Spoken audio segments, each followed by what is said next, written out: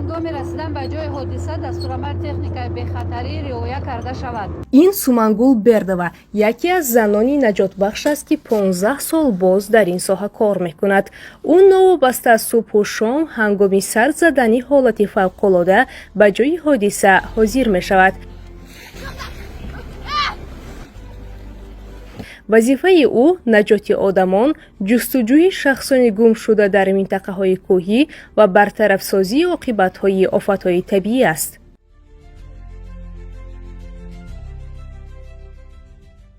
ман дидам ки хеле як раёсати наҷодиҳӣ таъсис ёфта. ман гуфтам ки бирам дар онҷа кор кунам. ҳамсарам низ барои фаъолиятам дар кумитаи ҳолатҳои фавқулода зид набуданд. ҳаматарафа маро дастгирӣ карданд.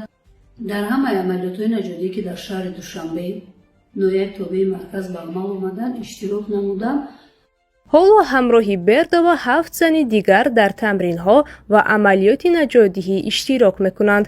қаблан шумораи занон дар ин бахш зиёд буд, вале гурӯҳи бо сабаби вазъи оилавӣ аз кор рафтанд.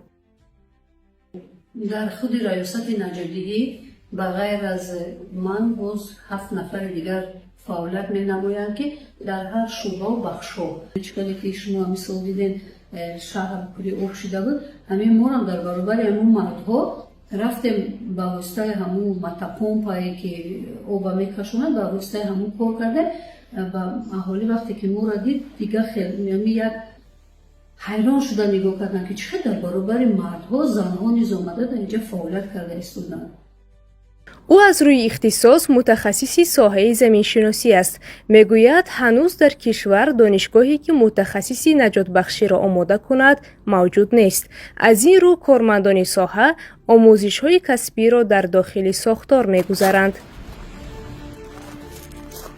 занҳо ва ҷавондухтароне ки ба худи ҳамин соҳаи наҷодиҳӣ ба кор медоранд метавонанд дорои таҳсилоти миёнаи махсус миёнаи касбӣ бошанд, дорои таҳсилоти олӣ бошанд ва ҳангоме ки онҳо ба кор шурӯъ менамоянд дар муддати 3 моҳ онҳо ба машғулиятҳои бозомӯзӣ фаро гирифта мешаванд. аз аттестатсия мегузаранд, дорои китобчаи наҷодиҳанда мегарданд ва баъдан ба амалиётҳои наҷодӣ роҳ дода мешаванд. Сумангул Бердова тасмим дорад шумораи шогирдонашро зиёд кунад, зеро ҳарчанд дар ҷомеа ин касб бештар ҳамчун фаъолияти мардона пазируфта мешавад, вале занон ҳам қодиранд наҷотбахш бошанд. Нодира Собирзод, Азия Плюс.